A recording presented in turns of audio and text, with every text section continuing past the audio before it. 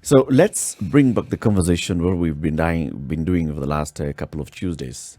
And this hour, we talk about the public debt in this country. Civil society organizations coming together under the umbrella of the Okoa Uchumi Coalition are saying that we are facing an imminent debt crisis in this country. We've had conversations about this before, and we're still going to have this conversation today. How much the country has borrowed in terms of debt, rising from about 1.3 trillion shillings in 2013 to over 6 trillion shillings this year.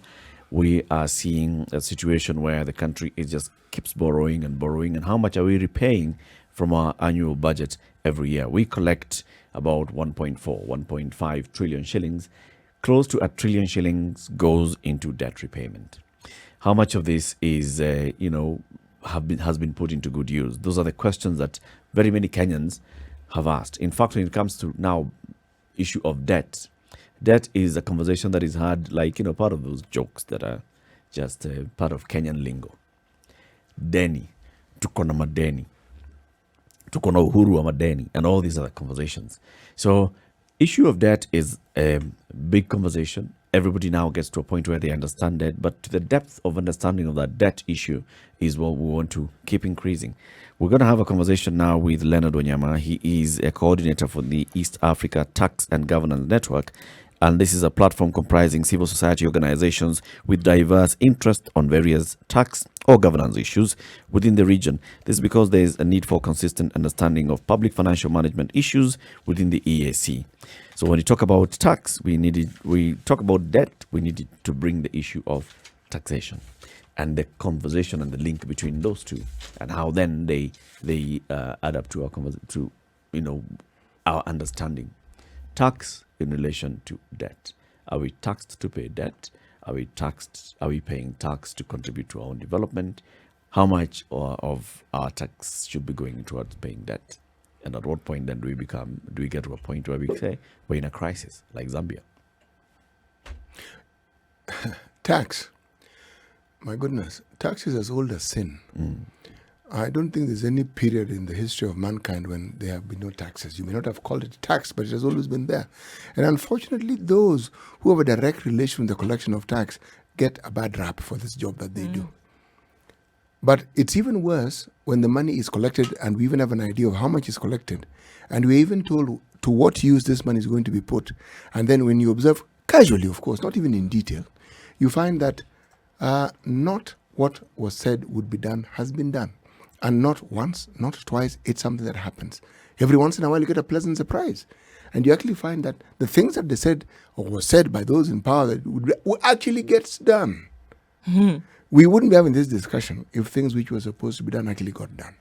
Sure. Yeah. And I don't think you would have an issue with if a lot of this that you had that was being taxed, you could actually see the fruits of it in your daily life, that you wouldn't have to worry about so many things.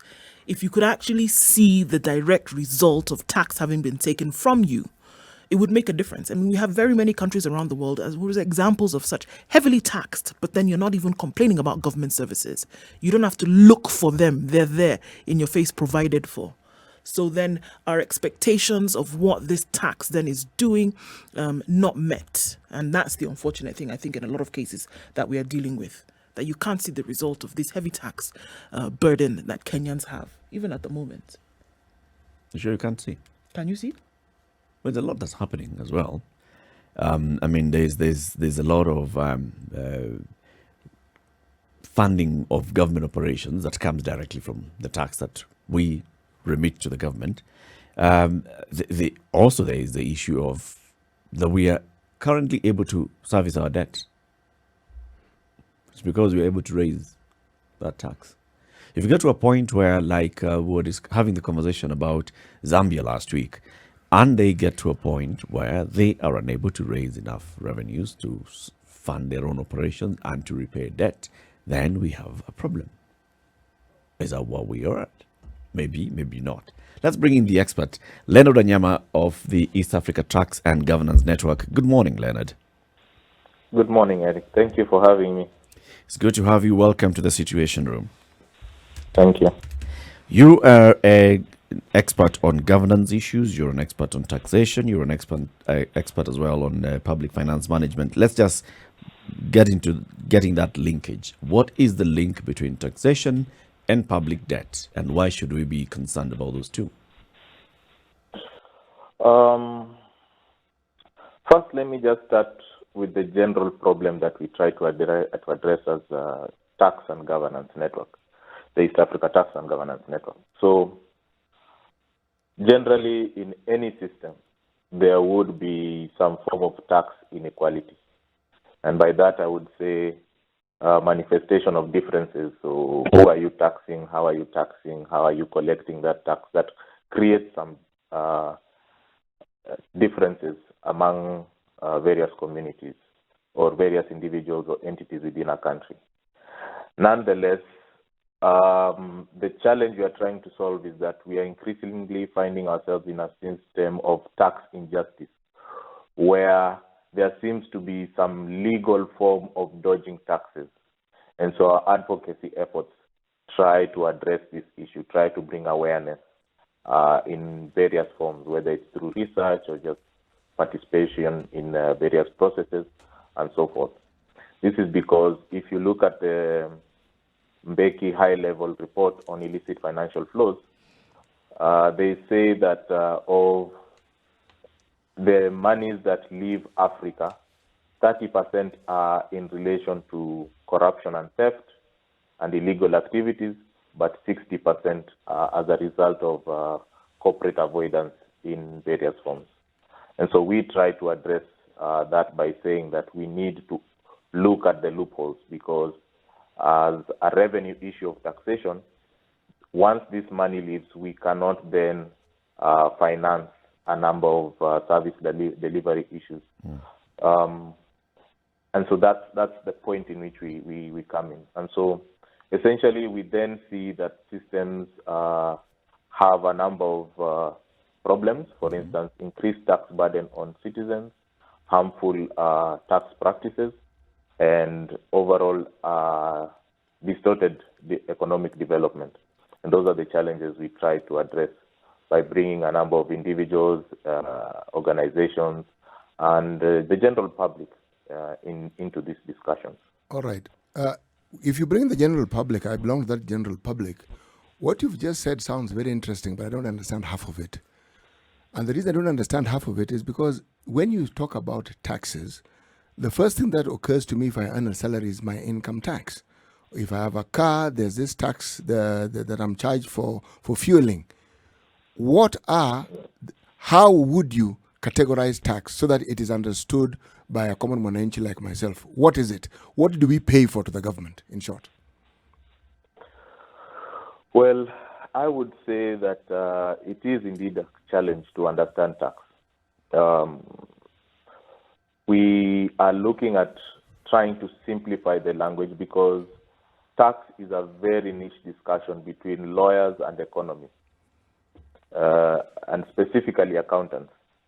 So we try to look for ways in which we can generally simplify the conversation, make it more understandable. In the past 2 years, we've come around to the conclusion that we have to make tax a human rights issue, so that we can then make linkages to our daily problems. So for instance, as you're saying, City, that you want to know that this money has been taken away from you, and where does it go?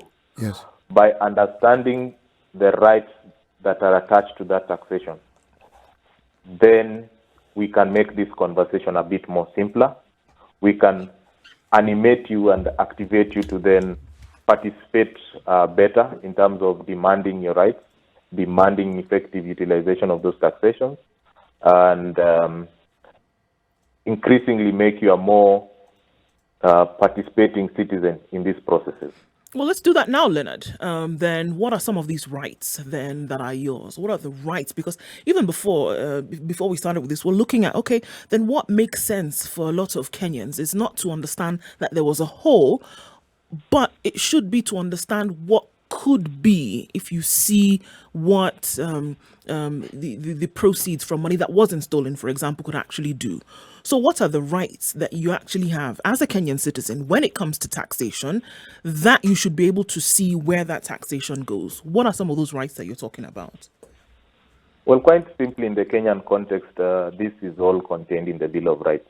Your right to food, your right to shelter, right to a decent education, right to healthcare. These are very clearly stipulated in the Constitution of Kenya and the Bill of Rights. And so the challenge is holding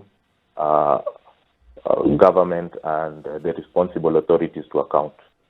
Because I think there is a difference and essentially an imagination that government will be open to you and just do the right thing. But if you don't understand the technical processes in which government then utilizes your money or makes the decisions around the taxation, then you are handicapped in that you can be provided for a tick box or a list of things that are being done, and you can't really challenge because, for instance, you don't know the process that went into first determining the expenses or prioritizing, fairly allocating, and then just properly spending that money. So the whole chain, based on collection to allocation and expenditure, has to have a degree of fairness. And therefore, if you are not familiar with what goes on through that process, then you are at a loss. You will get very easily confused by high-sounding words, and then you just wait for the next time probably a politician comes out for a handout. And that's what we want to change, to make people really interested in the whole process, from the taxation to the expenditure cycle. Why aren't people involved in the process at the moment? Why do you think that is, Leonard? If we look at Kenyans and the landscape that we have at the moment, why are Kenyans not interested in the process? Well, I think Kenyans, it's all a matter of priorities. You have to deal with your issues on a day-to-day. Holding leaders to account is very difficult. They maneuver you, they trick you, and when you corner them, then they retreat into procedures that you don't understand. And so it is like a vicious cycle. And the question is, how can we then develop a new civic education that will then kind of give them some inspiration to follow this up? I believe why we are thinking about this kind of idea of simplifying the language is to kind of try and replicate the civic education that happened during the constitution-making process.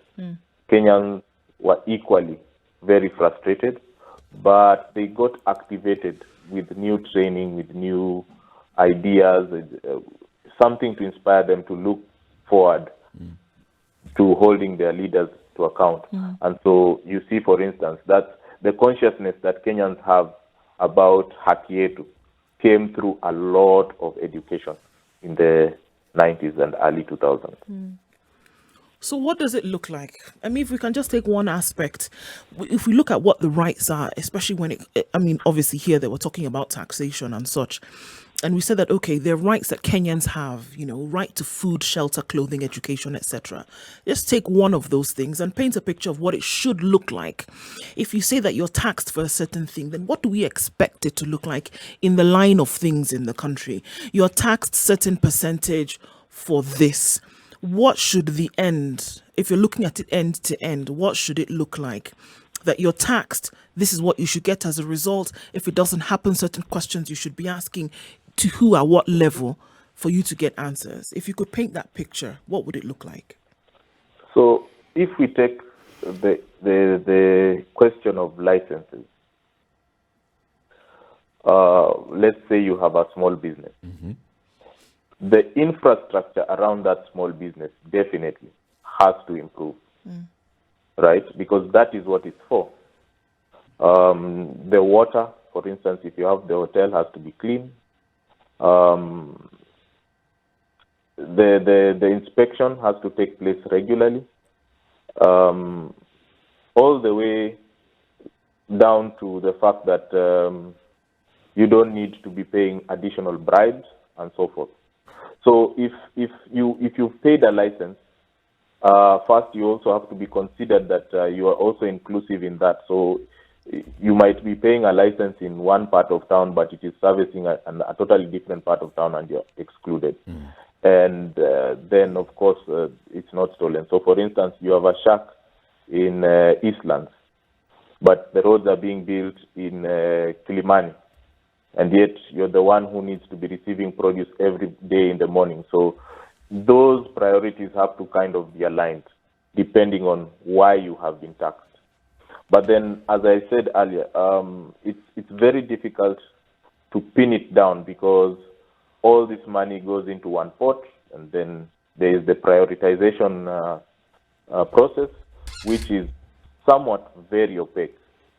So before you even get to understanding and getting people to actually remember that this shack is actually the one that provided the money, it just gets lost in a whole chain of things and events. But so then again, you find that at the upper levels, then there is some problems of harmful tax practices. So, for instance, a mamamboga cannot evade taxes in one form or the other, or avoid taxes in one form or the other. But large companies have an avenue to avoid taxes and not pay them to the government because probably they're giving so much money, but then because of technical processes here and there, they can still whisk away a lot of money out of the country. Just looking at the example that you've just given, let's say you're running a small business in some part of Eastlands, you're running a kinyozi, and therefore you've taken out a license with the Nairobi City County government. If we were to say then that the tax that you pay should also be used to improve services in your neighborhood, should we be saying that, for example, if the people who are running those small businesses, there's that kinyozi person, there's somebody else who's running a small restaurant, somebody else who's running mamamboga, who's running services, should they be having a conversation on how much they are contributing to the tax kitty and how much of that is then coming to improve their affairs? Or let's just look at an example. Go to Marikiti Market. Everybody who's operating at Marikiti is paying some tax in one way or the other. But then the services that they're getting at Marikiti are not commensurate with how much money or effort they are making in contributing to the tax kitty. How can they get their issues addressed? So, very simply, in the case of the people in Marikiti, that is clearly why you elect your officials and your elected leaders, because they would then contribute to some form of enlightened discussion about how such resources are reallocated back in a fair manner. And then if you're saying that, let's say, for example, that the CDF is the one that they have decided to use to improve the condition, then the expenditure is properly done.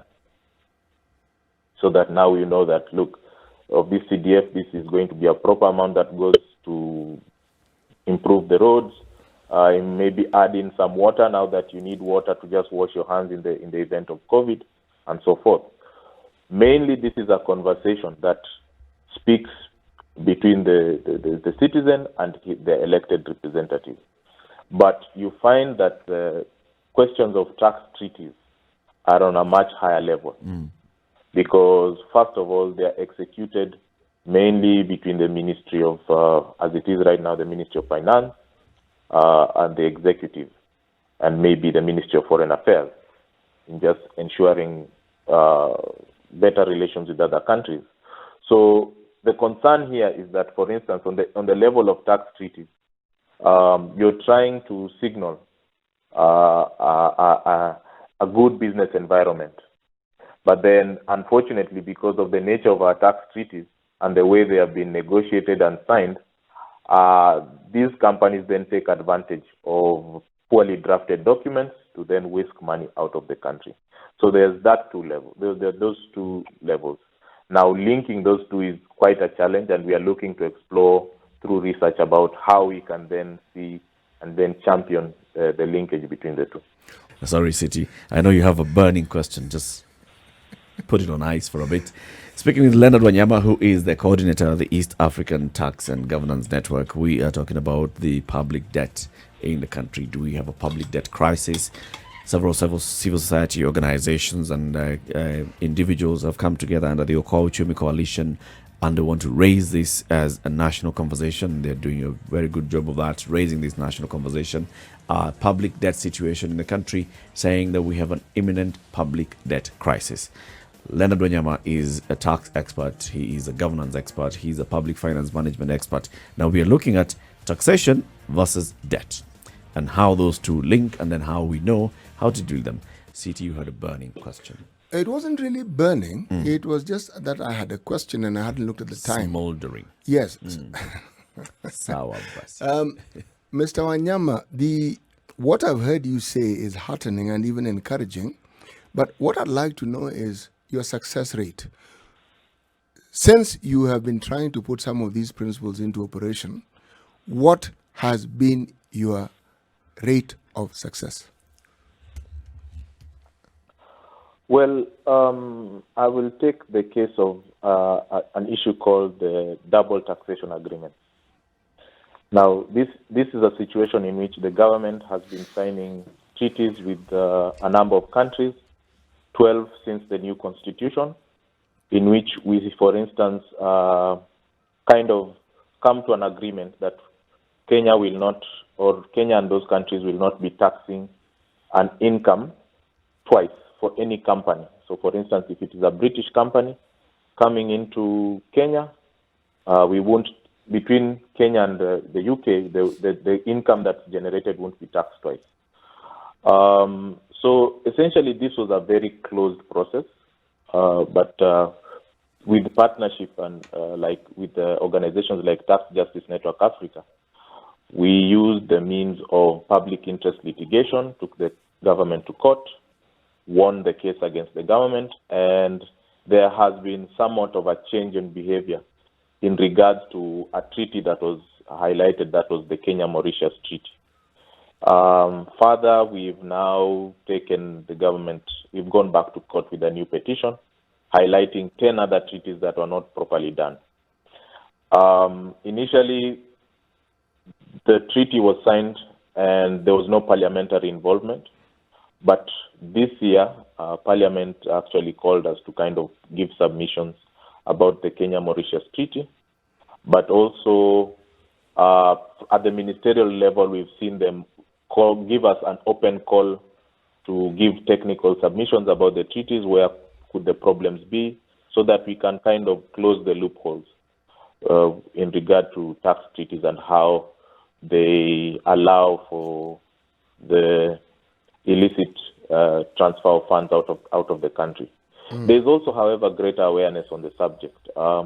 If you have been following the news, you might have seen the conversation about SportPesa and how about 6 trillion of its funds or income generated was just whisked away out of the country, based on what they'd say the treaty, the UK treaty provisions in relation to how you tax technical services provided from their resident country. And so that awareness is building, but also there's a shift in policy change. Now at least government is thinking of public participation, thinking about parliamentary involvement, because these were very close processes that were kind of covered within the ceremonial of diplomacy and treaty negotiations that were done between the ministry and other countries. So I think that shift, where there's that openness that is beginning to happen, is one of the things we can point to. How is this openness manifested, Mr. Wanyama? Sorry? The openness that you say we are now witnessing, how is it manifested? If I were to look for it, what would I need to see in order to understand that the openness is taking place? Because if you talk about the matters going to Parliament, that is disheartening. It's not encouraging, okay? Because many things go to Parliament to die. They don't go to Parliament to see the light of day. If you talk about the ministry and what the ministry does, if I as a layman just look at what the management of our debt has been in this country, the basic tenets from what I have read are not really being met. So when we are seeing that, you're actually stating, and I'm paraphrasing what you're saying, is that progress is being made. How do we see this progress? What exactly is it? So the conversation in Parliament is a start. We are hoping now the next stage will be an open conversation on the data that is availed about just taxation, about how much we collect, how much of our taxing rights are we giving away. That is the process. So this is the very early stages of this conversation. But we are now really hoping to have the data out in the open so that we know and we can determine whether these treaties are beneficial. And then now we can start linking this to, for instance, if you're giving away 6 trillion, how would that help the education sector?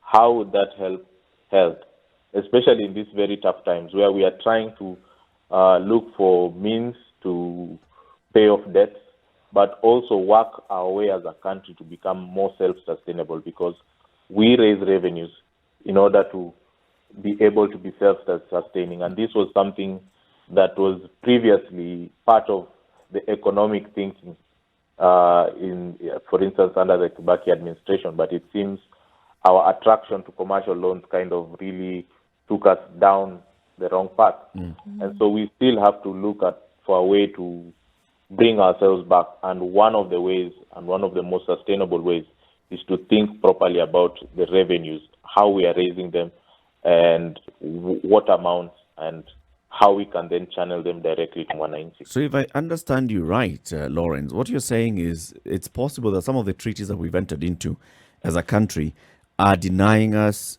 the revenue that we should be generating in terms of taxation. Very true, very true. Now, you find that it seems that the logic is that we are so keen to encourage a country that looks like a viable commercial entity that attracts countries to come in, set up businesses, probably employ some people, but then we are not thinking about how to make Kenya a more transformative economy. How does this play into raising revenue to the country directly? How does this help in terms of just encouraging homegrown companies? Because, for instance, if a company comes in that is doing exactly the same thing that a Kenyan is doing, you're already disadvantaging the Kenyan entity. So there is a mismatch in that whole dynamic of investment and chasing the ease of business statistics and indexes, as opposed to the productivity of the Kenyan, because this is not well thought out, and mainly it's a lot of pomp in chasing investment. I'm sure you've worked on this. Development. As you're looking at all these treaties and all, I'm sure you've worked on it, and maybe you even have some indicative figures. How much could we be losing in terms of potential revenue that then ends up being shipped out of the country? So I've just given a case in which one company shifted out $6 trillion dollars. So, but unfortunately, we are very vague in terms of the data. It's estimated like in Kenya, probably about 3 trillion. But one of the reasons why we took the cases to court is to say, look, we can't continue having a conversation about estimates if, at the very least, our parliaments need to know how much are you giving away in terms of tax rights. And this is one of the fights we are really pushing, so that we don't want to talk about specifics, but the estimates based on exposés, like, for instance, when you read the Panama Papers, when you read the Mauritius leaks, is those kinds of figures. You find one entity moving a whole load of money. So that, for instance, the 6 trillion is something that's been recently in the news. And why would the government do this? On one hand, you are really working hard at trying to find a way of expanding your tax net, or even taxing the already heavily taxed population. But on the other hand, you're giving away what is what we could just describe as low-hanging fruits to go to another country. Why would a government make such a decision? Well, I would put this to the logic of what it would understand development to be.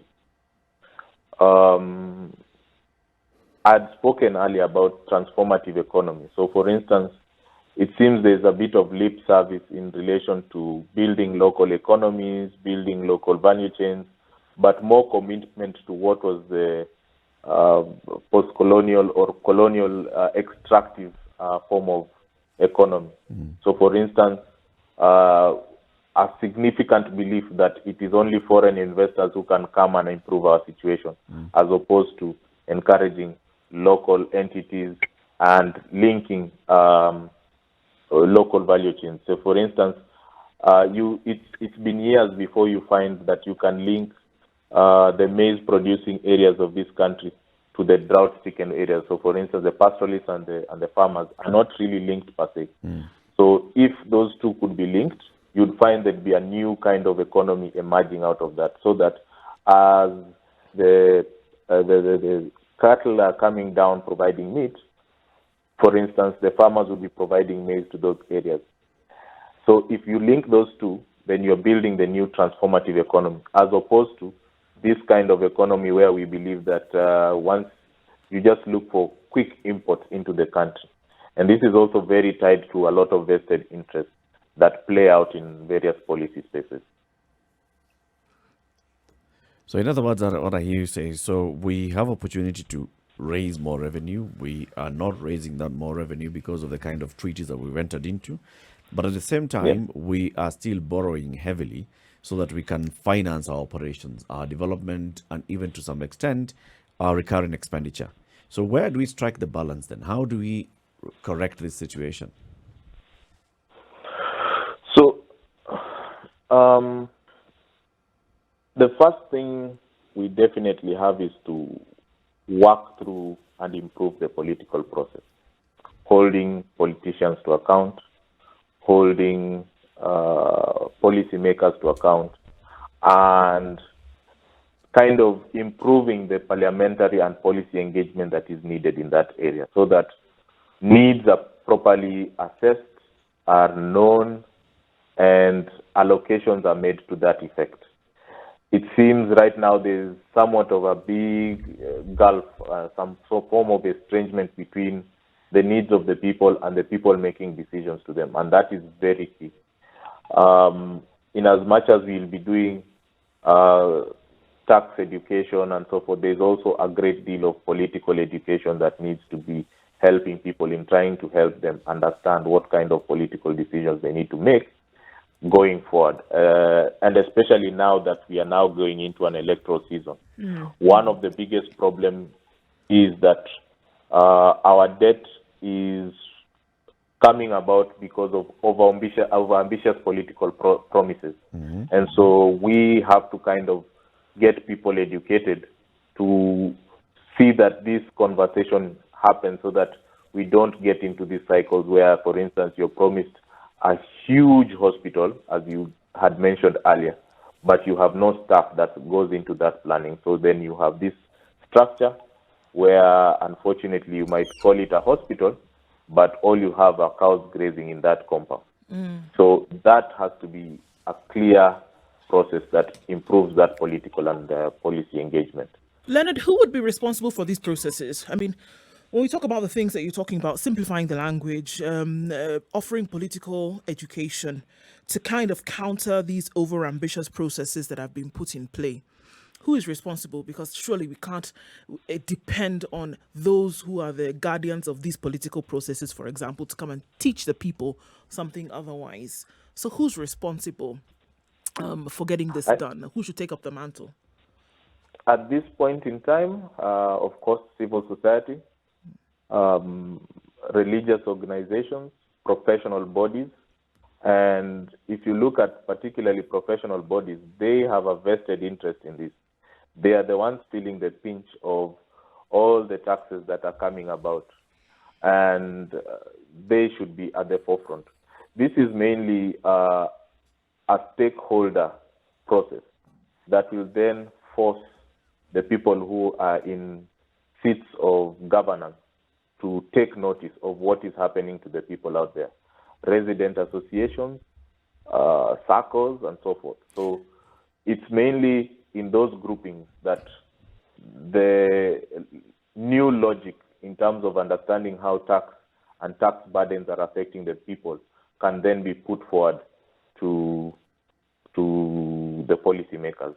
You've actually outlined fairly clearly how it is you chart out the path that you want to follow. But what I want to ask is, what path do you chart out to listening to the views of the ordinary citizen with a view to what they understand these wonderful things that you're putting forth will impact on their lives and the realities of what already exists and the impact this has on their lives?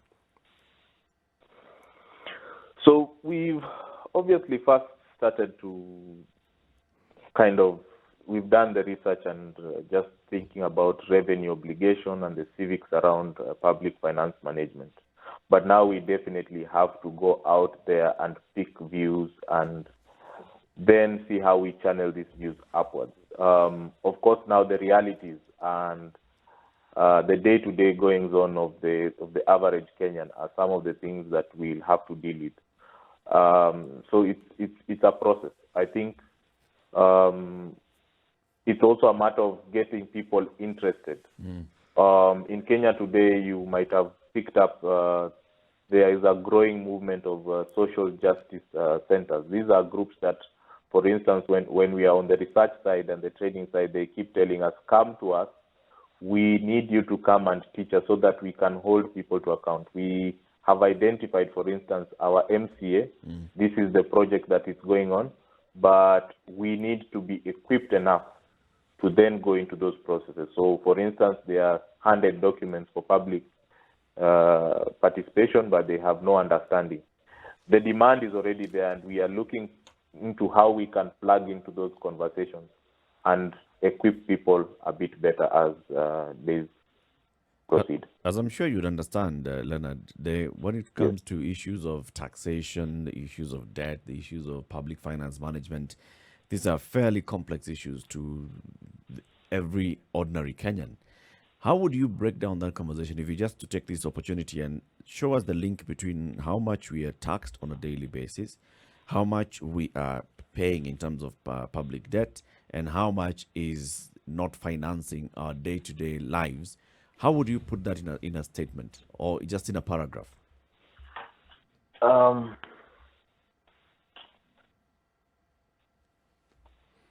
It's always very difficult to do that.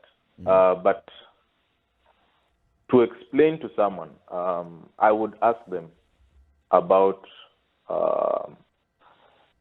let's talk of, for instance, the loaf of bread or the milk. Okay. When it increases in price based on VAT, Yep. what benefit do they see? Did the healthcare they were promised magically appear? No.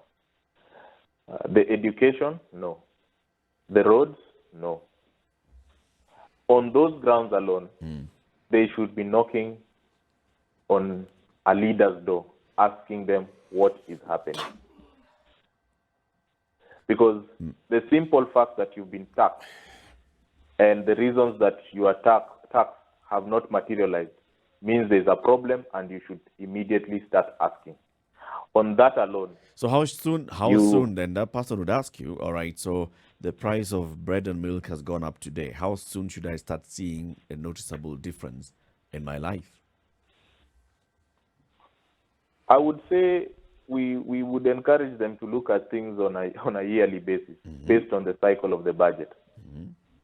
If you take, for instance, the tax relief that came about with the COVID-19, what has changed? So, for instance, what's in your pocket at this point in time? Because that was a very simple change. If things are still not okay, then that means that you need to start knocking on leaders' door. You need to start knocking on parliamentarians' door, because it means that there is a problem already. The simple relief that was given is still not helping. On a wider scale, I think at this point in time, every Kenyan should be concerned, very concerned, from what we are hearing about our health sector. We are all in this process where we hear that you can't get hospital admission. we should all be up in arms about this conversation about NHIF at this point in time. What is going wrong? Those are just the very basics. Those are your rights. And that would be the very simple way to look at it. This is supposed to happen. It is And not. it's not happening. So what is the connection It's not between happening. that and the public debt, the 6 trillion shillings that we have borrowed and we are repaying on a yearly basis? What's the connection between me not being able to pay for hospitalization because of COVID and the debt? So the question would be, why are we getting this debt? And for them, it's just to ask that simple question. Why do we take up debt? The reality of the situation is that most of the debt goes into paying other debts and paying salaries, the current expenditure across the board. But in terms of improving the lives of Kenyans, it's not happening. And so Kenyans would then have to mobilize themselves in terms of how they're asking these questions to ask deeply, why necessarily do we have to keep taking loans again and again if it's not helping healthcare, it's not helping education? If you're not investing in the people, then why are we taking up debt? And then channel the conversation forward. I see that, and I can see that in my head. But at the same time, I also realize that Kenyans are also still quite burdened with the day-to-day activities that they have to go through for survival. So whereas on the one hand, Kenyans understand that things are not going according to how they should actually be running and that something should be done. But unless there is a lead, unless there is an umbrella under which Kenyans can then just follow, it will be then very difficult for them to leave the responsibilities that they have, which in some cases are a burden on a daily basis for them, to come and now start agitating for some kind of change. Which is why I'm thinking that it would be absolutely necessary for there to be somebody who would champion this, lead this, and then call others to the flock per se, to then go about in this agitation, because I don't see like the mushrooming of Kenyans one on their own to now start agitating for this kind of change, unless it comes under the leadership of one, unless it comes under the leadership of a group who has maybe a platform. I don't know how that would be when Kenyans are grappling with so many other things at the same time. So how would you see this playing out, Leonard? And I think this is what Okoa Uchumi is trying to do, realizing the complexity of the problem, realizing the burdens that people are going through. We are looking for a new way to champion some political accountability on these issues. We have organizations that are a core group that focus on public finance management, but we'll then see how it links into governance issues. It will then see how to link with various stakeholders and their issues. I think it's an opportune time. First, if you realize the Kenyan budget cycle for next year has already started. So the processes and the avenues for those conversations, we'll see how to move into that and see how best we can bring Kenyans along on those conversations as we move into the next year and looking into that. So this is, as Okoa Uchumi and the coalition of like-minded organizations, we hope that we can be that organization that brings this together and champion the voices of the people and their actions in the coming year as we go ahead. Leonard, we want to thank you very much for joining us today. Leonard Wanyama is the coordinator, the East Africa Tax and Governance Network. They have also come together with the other civil society organizations under the Okoa Uchumi coalition umbrella, pushing the agenda and the conversation on public debt and public debt management. Leonard, we wish you a good day, and asante sana for speaking to us. Thank you so much. Thank you. Right. The only way to start your day.